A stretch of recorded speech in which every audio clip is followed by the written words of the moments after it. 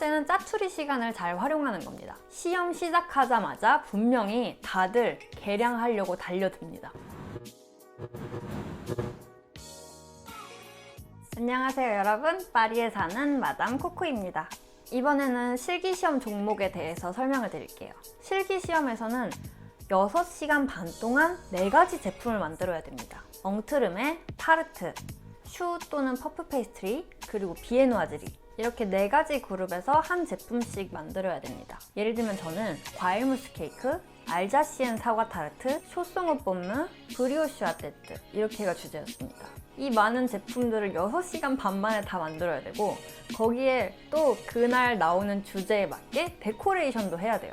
저는 프랑스, 일본 상호 교류의 해가 주제였거든요. 그래서 일본에 관한 데코레이션을 했습니다. 엉트르메는 케이크 종류를 얘기하는데요. 보통 무스 케이크, 버터크림 케이크, 초코 케이크, 이렇게 크게 3가지 종류로 나올 수 있습니다. 보통 무스 케이크는 비스퀴아 퀴에로 이렇게 겉을 싸고요. 안에는 과일과 무스로 충전을 하는 걸 요구합니다. 버터크림 케이크는 제누아즈를 만들고 버터크림으로 아이싱을 하고 위에 데코를 하고요. 초코 케이크는 초코 제누아즈를 만들고 가나슈로 아이싱하고 데코합니다. 보통 케이크는 점심시간 전에 아이싱이 끝나야 합니다. 특히 무스 케이크 같은 경우에는 이 무스가 냉각을 통해서 단단해지는 과정이 필요하기 때문에 점심시간 전에 마무리하는 게 가장 좋습니다. 하지만 어쩔 수 없을 때는 점심 먹고 후다닥 빨리 만들어야 할 때도 있어요.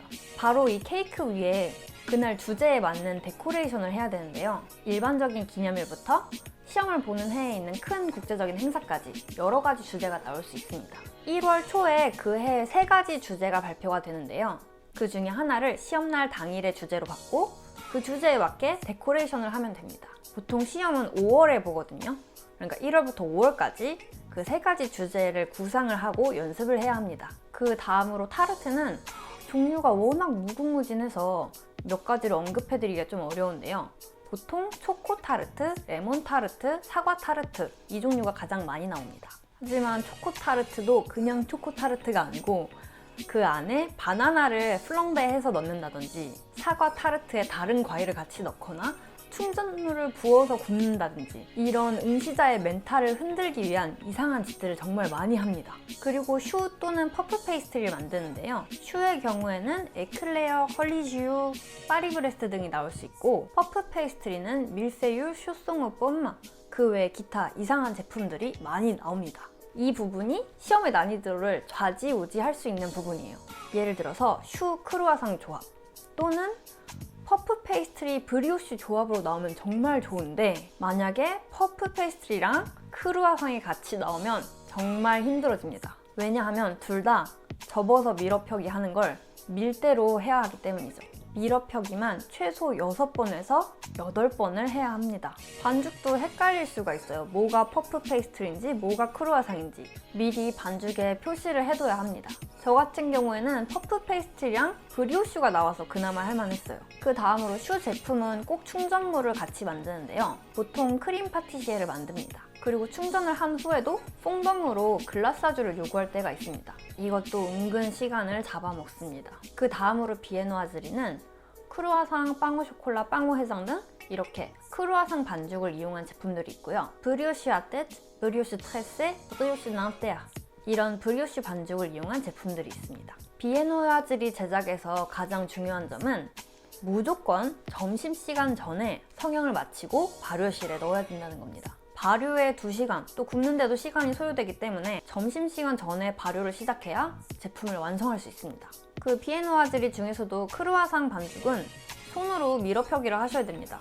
그리고 크루아상이나 빵우 쇼콜라는 그냥 제품에 초콜릿 정도만 넣어서 만들면 되지만, 빵우 회장은 크림 파티시에를 또 만드셔야 됩니다. 만약에 슈 제품을 같이 만드신다면 슈 제품을 위해서 분명히 크림 파티시에를 만드실 거거든요. 거기에서 레시피를 증량해서 한 번에 같이 만드시는 게 좋습니다. 이 실기시험에 대한 팁을 드리자면, 저는 우선 타이머를 꼭 준비하라고 말씀드리고 싶어요. 2개 정도 있으면 좋습니다. 시험 특성상 한 가지 제품을 다 만들고 그 다음 제품으로 넘어가는 게 아니라 4가지 종류의 제품을 수시로 바꿔가면서 제작을 해야 됩니다. 예를 들면 크루아상 반죽을 반죽기에 돌려놓고 타르트 지 계량을 시작해야 되는 상황이 있습니다. 또는 슈를 오븐에 넣어놓고 크림 파티시에를 만들어야 되는 상황이 올 수도 있어요. 이렇게 한 번에 여러 가지 제품을 같이 만들어야 하는 상황이 계속 나옵니다. 이때 타이머가 있으면 상황을 정리하기가 훨씬 수월해집니다. 크루아상 반죽을 4분 정도 타이머를 맞춰놓고 타르트지를 계량하다가 타이머가 울리면 크루아상 반죽을 확인하고 다시 설정하고 이런 식입니다. 계획표를 보면서 잘 따라간다고 해도 계획이 바뀌기도 하고 또 실수하면 다시 해야 할 때도 있습니다. 이런 여러 가지 돌발 상황들로 인해서 오븐에 넣어놓은 타르트지를 까먹기도 하죠. 이때 선생님이 뭐가 탄다고 부르면 이미 늦은 겁니다. 그러니까 꼭 타이머 설정해두시고 하나는 반죽용, 하나는 오븐용 이런 식으로 나눠서 사용하시면 훨씬 수월하실 거예요. 두 번째는 전동 거품기가 있으면 좋습니다. 거품기, 믹서 둘 다 되는 거면 정말 좋습니다. 응시자 한 명당 반죽기 1대 이렇게 주어지지만 반죽을 돌리면서 크림을 올려야 할 때도 있고요. 또 크림 양이 적어서 반죽기에서 헛돌 수도 있습니다. 물론 학교에서는 손으로 크림을 항상 올리고 그거에 익숙해지게 여러 가지 훈련을 하지만 6시간 반 동안 4가지 제품을 만들면서 손으로 크림 올릴 시간 없습니다. 체력도 딸리고요. 다른 사람들은 손으로 5분 동안 쳐서 크림 올리고 힘 빠져서 있는데 전동 거품기 가져가서 1분 만에 크림 올라오는 거 보면 진짜 잘 가져왔다 싶습니다. 믹서기는 가나슈 만들 때 유용합니다.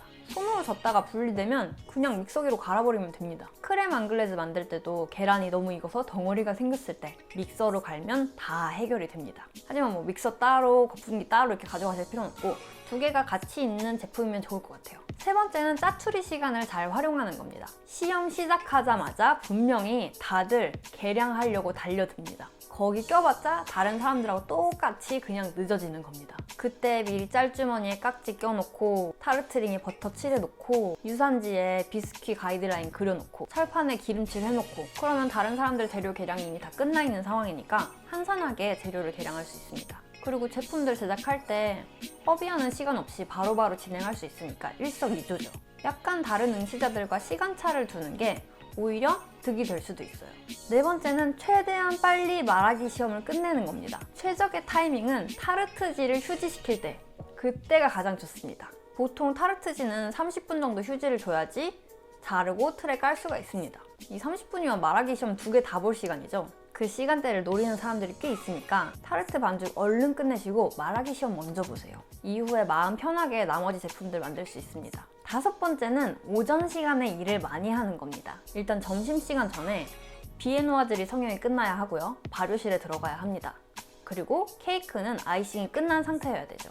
그리고 이제 점심을 먹고 오면 2시간 반밖에 남지 않습니다. 데코레이션을 위해서 30분을 남기려면 2시간밖에 없는데 오전에 달리지 않으면 오후가 힘들어집니다. 데코에 그냥 생일 이렇게 쓰고 끝날 수도 있어요. 물론 주제가 생일이면 주제는 맞췄겠지만 데코 점수는 많이 기대할 수 없겠죠. 물론 우리가 시험을 보는 동안 설탕공예나 템퍼링을 할 건 아니지만 그래도 데코에 조금이라도 더 신경을 쓰고 싶으시다면 오전에 최대한 많은 일을 마무리하시는 게 좋습니다. 이렇게 프랑스 제과 기능사 세아페 파티시에 대해 설명드렸는데요. 앞으로도 시리즈로 더 많은 정보를 알려드리겠습니다. 궁금한 점은 댓글로 달아주시고요. 그럼 다음에 또 만나요. 안녕!